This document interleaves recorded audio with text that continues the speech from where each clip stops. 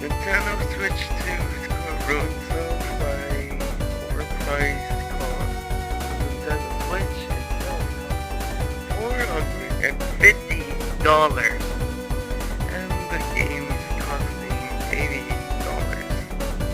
And people living in the US have it worse with tariffs added. So, plus taxes, so it will be costing over $60 over.